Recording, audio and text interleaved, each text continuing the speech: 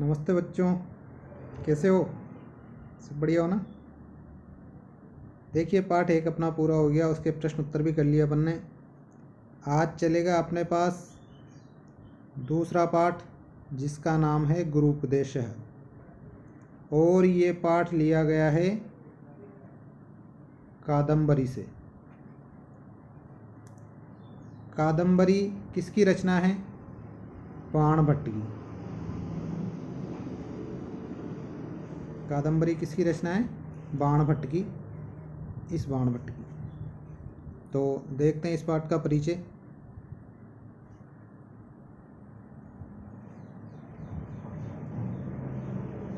देखिए, महाकवि बाणभट्ट प्रणीता कादम्बरी संस्कृत साहित्यस्य अद्वितीया कथारूपेण प्रथिता अस्ति। महाकवि बाणभट्ट प्रणीता, महाकवि बाणभट्ट के द्वारा रची गई कादम्बरी, कादम्बरी नामक ग्रंथ संस्कृत साहित्य से, संस्कृत साहित्य की अद्वितीय कथा रूपेण प्रथिता अस्ति, अद्वितीय कथा के रूप में प्रसिद्ध है। महाकवि बाणभट्ट द्वारा रचित कादम्बरी संस्कृत साहित्य की अद्वितीय कथा के रूप में प्रसिद्ध है। देखिए, बाणभट्ट के बारे में अधिकतर 2 प्रश्न आते हैं कि बाणभट्ट की 2 रचनाएं हैं। एक तो हर्ष चरितम और एक कादम्बरी। हर्ष चरितम क्या है? आख्यायिका। आख्यायिका किस प्रकार का ग्रंथ है? हर्षचरितम आख्यायिका। और कादम्बरी क्या है? कथा ग्रंथ है। अब आख्यायिका और कथा में क्या अंतर है? आख्यायिका उस ग्रंथ को कहते हैं जिसमें किसी सुप्रसिद्ध व्यक्ति के बारे में पूरा वर्णन हो, उसे तो आख्यायिका कहते हैं। और कवि के द्वारा कल्पना करके जो कहानी लिखी गई है उसे कथा ग्रंथ कहते हैं। तो कादम्बरी तो है कथा और हर्षचरितम है आख्यायिका। देखिए आगे, संस्कृत साहित्य सप्तमी विभक्ति है। संस्कृत साहित्य में गद्य सम्राट बाणभट्टस्य षष्ठी विभक्ति, जहाँ पर विशेषण और विशेष्य दोनों एक साथ हो वहाँ पर केवल विशेष्य में विभक्ति लगा के और विशेषण के साथ काम में ले लिया जाता है। यदि विशेषण और विशेष्य दोनों अलग अलग हो तो दोनों में अलग अलग विभक्ति लगानी पड़ती है। तो संस्कृत साहित्य में गद्य सम्राट बाणभट्ट से, गद्य सम्राट बाणभट्ट का अपूर्वम वर्णन विशारदत्वम, अपूर्व वर्णन विशारदता देखकर, विक्षय यानी देखकर, वीक्षलेप विक्षय यानी देखकर, संस्कृत मनीषिणः, संस्कृत के जो मनीषी व्यक्ति हैं, जो विद्वान व्यक्ति हैं, वे मंत्र मुग्धत्वम अनुभवन्ति, अपने आप को मंत्र मुग्ध अनुभव करते हैं।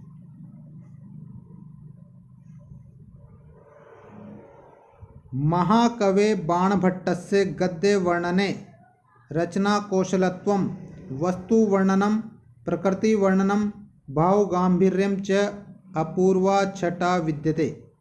महाकवे बाणभट्टस्य षष्ठी विभक्ति, महाकवि बाणभट्ट के, षष्ठी विभक्ति संबंध का के की रारेरी, गद्य वर्णने सप्तमी विभक्ति यानी मैं पेपर, महाकवि बाणभट्ट के गद्य वर्णन में रचना कौशलत्वम, रचना की कुशलता, वस्तु वर्णनम, वस्तुओं का वर्णन, प्रकृति वर्णनम, प्रकृति का वर्णन, भाव गांभीर्यम च, ये च का अनुवाद यहाँ पर होगा, और भावों की गंभीरता की, अपूर्वा छटा विद्यते, अद्वितीय छटा विद्यमान है।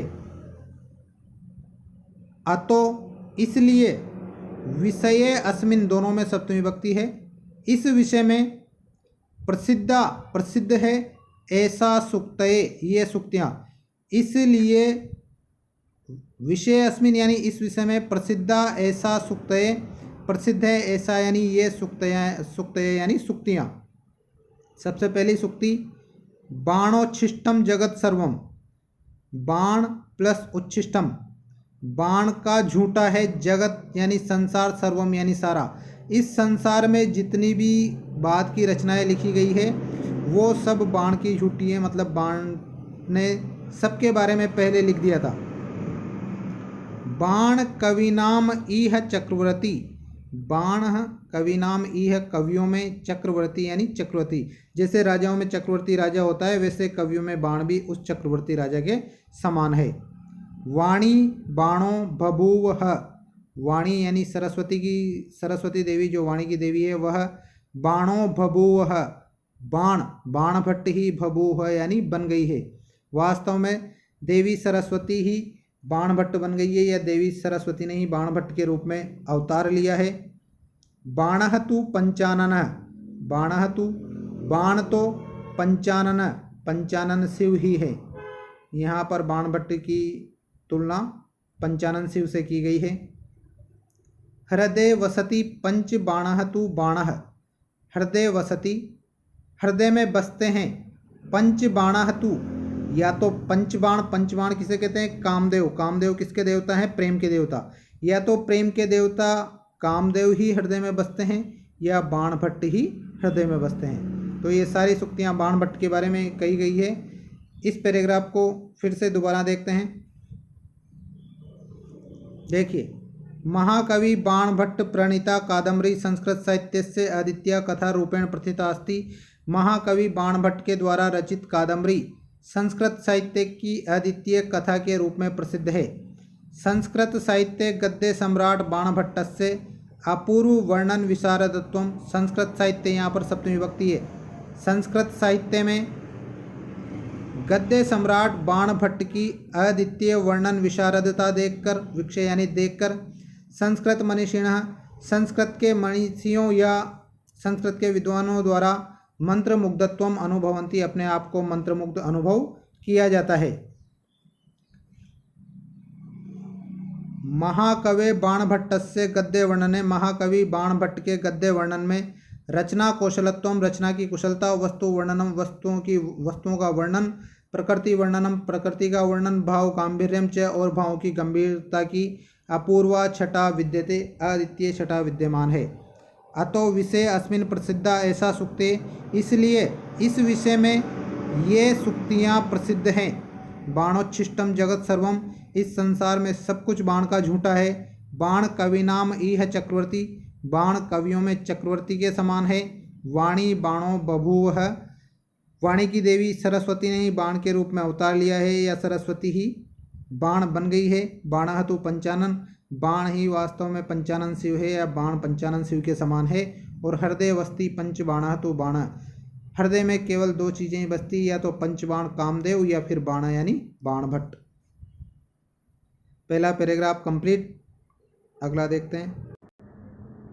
देखिए, सम्राज हर्षवर्धन से, सम्राट हर्षवर्धन, ये वर्धन वंश के थे।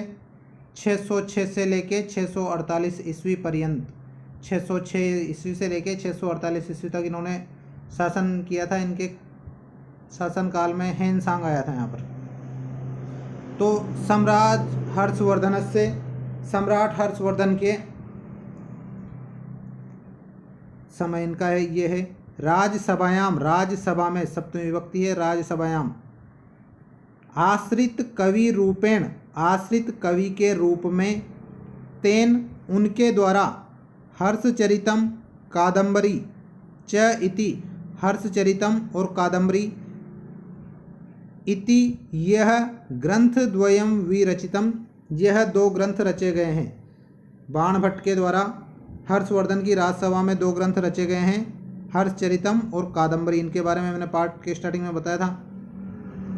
महाकवे बाणभट्टस्य कादम्बरी हर्षचरितम च द्वे प्रख्याते काव्ये स्तः। महाकवे बाणभट्टस्य, महाकवि बाणभट्ट के, ये यहाँ पर इसमें भी षष्ठी है, इसमें भी षष्ठी है, क्योंकि दोनों को अलग अलग इस्तेमाल किया गया है। यदि एक ही साथ करते तो महाकवि बाणभट्टस्य हो जाता। यहाँ पर विशेषण और विशेष से दोनों अलग अलग हैं, इसलिए दोनों में षष्ठी विभक्ति। महाकवि बाणभट्ट की कादम्बरी हर्षचरितम च, कादम्बरी और हर्षचरितम, यह द्वे प्रख्याते काव्ये स्तः, द्वे यानी दो, प्रख्याते यानी प्रसिद्ध, काव्य यानी काव्य ग्रंथ, स्तः यानी है, अस्ति स्तः सन्ति द्विवचन है, इस वजह से स्तः। महाकवि बाणभट्ट के कादम्बरी और हर्षचरितम ये दो प्रसिद्ध काव्य हैं। हर्षचरितम आख्यायिका, जिनमें से हर्षचरितम क्या है? आख्यायिका। कादम्बरी कल्पित कथा च अस्ति, और कादम्बरी कवि के द्वारा कल्पित कथा है। कादम्बरी सर्वोत्कृष्टम गद्य काव्यम अस्ति, कादम्बरी सर्वोत्कृष्टम यानी सबसे उत्कृष्ट गद्य काव्यम अस्ति, गद्य काव्य है। काव्य अस्मिन् सप्तमी विभक्ति, इस काव्य में चंद्रापीड़ कादम्बर्या, चंद्रापीड़ और कादम्बरी का, पुंडरीक महाश्वेतायाश्च और पुंडरीक तथा महाश्वेता की प्रणय कथा वर्णिता अस्ति, प्रेम कथा का वर्णन है। कादम्बरी में चंद्रापीड़ और कादम्बरी का तथा पुंडरीक और महाश्वेता का, इन दोनों की प्रेम कथा का वर्णन है। दो हीरो और दो हीरोइनें हैं यहाँ पर। इस पैराग्राफ को दोबारा देखते हैं। सम्राज हर्षवर्धनस्य राजसभायाम आश्रित कवि रूपेण तेन हर्षचरितम कादम्बरी च इति ग्रंथद्वयं विरचितम। सम्राट हर्षवर्धन की राजसभा में आश्रित कवि के रूप में उनके द्वारा हर्षचरितम और कादम्बरी ये दो ग्रंथ रचे गए हैं। महाकवि बाणभट्टस्य, महाकवि बाणभट्ट की कादम्बरी हर्षचरितम च, कादम्बरी और हर्षचरितम द्वे प्रख्याते काव्य स्तः, ये दो प्रसिद्ध काव्य हैं। हर्षचरितम आख्यायिका, कादम्बरी कल्पित कथा च अस्ति, जिनमें से हर्षचरितम आख्यायिका है और कादम्बरी कवि के द्वारा कल्पित कथा है। आख्यायिका और कथा का अंतर मैंने बता दिया था पहले ही। कादम्बरी सर्वोत्कृष्टम गद्य काव्यम अस्ति, जिनमें से कादम्बरी सबसे उत्कृष्ट गद्य काव्य है। काव्य अस्मिन्, इस काव्य में चंद्रापीड़ कादम्बर्या, चंद्रापीड़ और कादम्बरी का तथा पुंडरीक महाश्वेतायाश्च, पुंडरीक और महाश्वेता की प्रणय कथा वर्णिता अस्ति, प्रेम कथा का वर्णन है।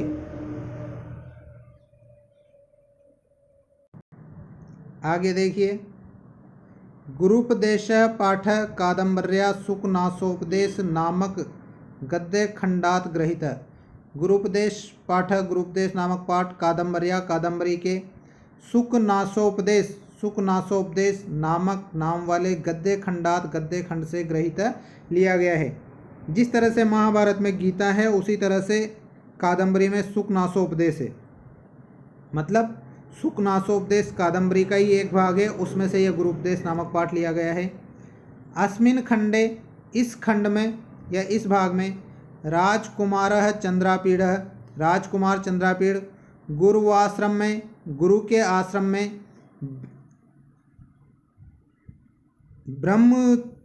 ब्रह्मचर्य अवस्था को समाप्त करके पिता तारापीड़ से, अपने पिता तारापीड़ के राजप्रसादे, राजप्रसाद में या राजमहल में, इसमें सप्तमी विभक्ति है, इसमें षष्ठी विभक्ति है। अपने पिता तारापीड़ के राजमहल में पुनरागतः, पुनः आगतः, संधि विच्छेद विसर्ग संधि, ऋतु विसर्ग क्या होगा? पुनः प्लस आगतः, फिर से आता है। समाप्य, सम आप और लेप, लेप प्रत्यय करिया करके अर्थ में, समाप्त करके। राज्ञे तारापीड़ से महामंत्री, राजा तारापीड़ का महामंत्री, इसमें भी षष्ठी विभक्ति है, इसमें भी षष्ठी विभक्ति है। राजा तारापीड़ का महामंत्री सुकनासः, सुकनास सत्व शौर्य आर्जव भाव संपन्नम तम चंद्रापीड़म, सत्व यानी सत्य या सतगुण, शौर्य शूरवीरता, आर्जवम और आर्जव गुण के भाव से संपन्नम, भाव से संपन्न, तम चंद्रापीड़म, उस चंद्रापीड़ को अधिकतरम गुणातिशय कर्तुम, और ज़्यादा गुणवान बनाने के लिए, कर्तुम क्री धातु तुमुन प्रत्यय, और ज़्यादा गुणवान बनाने के लिए बहुविध प्रकारे, अनेक प्रकार से उपदिशति, उपदेश देता है। अस्मिन् प्रसंगे, इस प्रसंग में सर्वप्रथमः स, सबसे पहले वह गुरु उपदेशस्य महत्वं प्रतिपादयति, गुरु उपदेश के महत्व का प्रतिपादन करता है। पैराग्राफ को दोबारा देखो। गुरुपदेश पाठ कादंबर्या सुखनासोपदेश नाम गद्य खंडात गृहीत है। गुरुपदेश पाठ कादंबरी के सुखनासोपदेश नामक गद्य खंड से लिया गया है। अस्मिन् खंडे राजकुमार चंद्रापीड़, इस खंड में राजकुमार चंद्रापीड़ गुरु आश्रम में ब्रह्मचर्य अवस्थाम समाप्य, गुरु के आश्रम में ब्रह्मचर्य अवस्था को समाप्त करके पिता तारापीड़ से राजप्रसादे, अपने पिता तारापीड़ के राजमहल में पुनरागत, फिर से आता है। राज्य तारापीड़ से महामंत्री सुखनास, राजा तारापीड़ का महामंत्री सुखनास जो सत्व शौर्य आर्जव, सरलता, सत्व यानी शक्ति, शौर्य यानी शूरवीरता, आर्जवम यानी सरलता के भाव से संपन्न तम चंद्रापीड़म, उस चंद्रापीड़ को अधिकतरम गुणातिशय कर्तुम, और ज़्यादा गुणवान बनाने के लिए बहुविध प्रकारे उपदेशति, अनेक प्रकार से उपदेश देता है। अस्मिन् प्रसंगे, इस प्रसंग में सर्वप्रथम स गुरु उपदेशस्य महत्वं प्रतिपादयति, सबसे पहले वह, यहाँ पर स किसके लिए आया है? सुखनास के लिए। गुरु उपदेशस्य महत्वं प्रतिपादयति, गुरु के उपदेश का महत्व का प्रतिपादन करता है। अगला पैराग्राफ।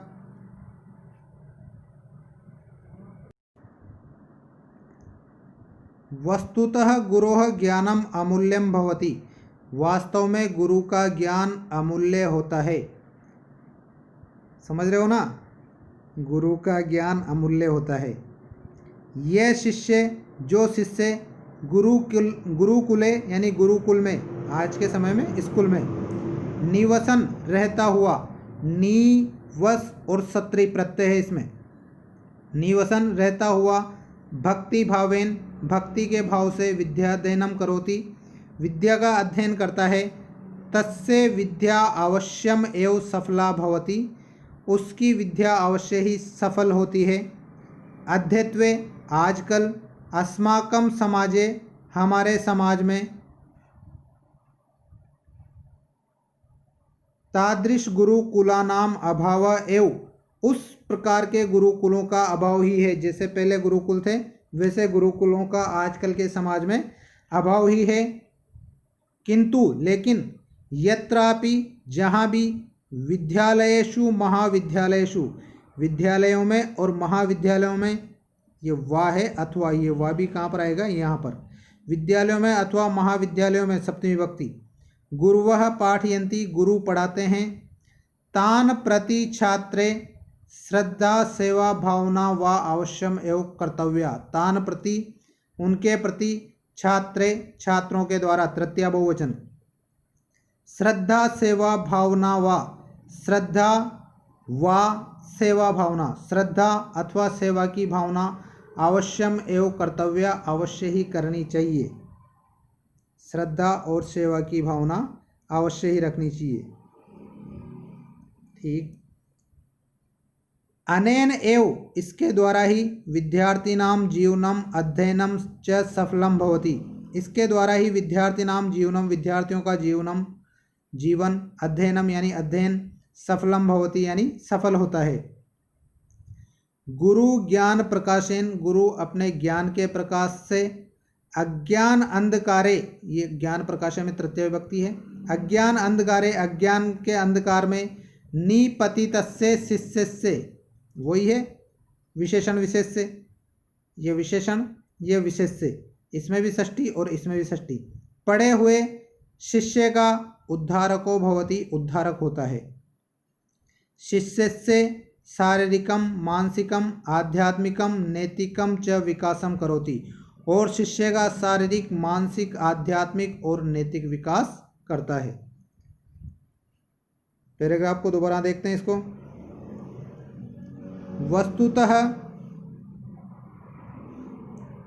वस्तुतः गुरु ज्ञानम अमूल्यम भवति, वास्तव में गुरु का ज्ञान अमूल्य होता है। ये शिष्य गुरुकुले निवसन भक्ति भावेन विद्याध्ययनम करोति, जो शिष्य गुरुकुल में रहता हुआ भक्ति के भाव से विद्या अध्ययनम करोति, विद्या का अध्ययन करता है। तस्य विद्या अवश्यम एवं सफला भवति, उसकी विद्या अवश्य ही सफल होती है। अद्यत्वे अस्माकं समाजे, आजकल हमारे समाज में तादृश गुरुकुलानाम अभाव एवं उस प्रकार के गुरुकुलों का अभाव ही है। किंतु यत्रापि, लेकिन जहाँ कहीं भी विद्यालयेषु महाविद्यालयेषु व विद्यालयों में अथवा महाविद्यालयों में गुरुः पाठयन्ति, गुरु पढ़ाते हैं, तान प्रति छात्रे श्रद्धा सेवा भावना व अवश्यम एवं कर्तव्या, उनके प्रति छात्रों को श्रद्धा अथवा सेवा की भावना अवश्य ही रखनी चाहिए।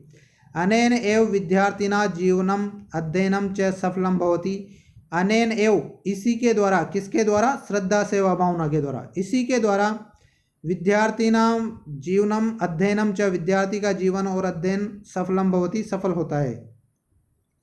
गुरु ज्ञान प्रकाशेन, गुरु अपने ज्ञान के प्रकाश से, अज्ञान अंधकारे निपतितस्य, अज्ञान के अंधकार में पड़े हुए, शिष्य से उद्धारको भवति, शिष्य का उद्धारक होता है। शिष्य से शारीरिकम मानसिकम आध्यात्मिकम नैतिकम च विकास करोति, शिष्य का शारीरिक मानसिक आध्यात्मिक और नैतिक विकास करता है। देखो यहाँ पर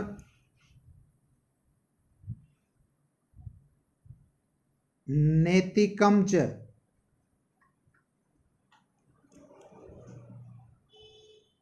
नैतिकम च, इसका संधि विच्छेद क्या होगा? नैतिकम प्लस च, ये म का, ये किसकी वजह से हुआ? इस च की वजह से। म का ये किसकी वजह से हुआ? च की वजह से, क्योंकि च का पंचम वर्ण क्या है? ये, इस वजह से यहाँ पर म का ये हो गया। ये बाकी सारी संधि में क्लियर करेंगे इसे ही, ठीक है। तो ये पाठ परिचय पूरा हो गया अपना। अब अगले वीडियो में पाठ स्टार्ट करेंगे। धन्यवाद।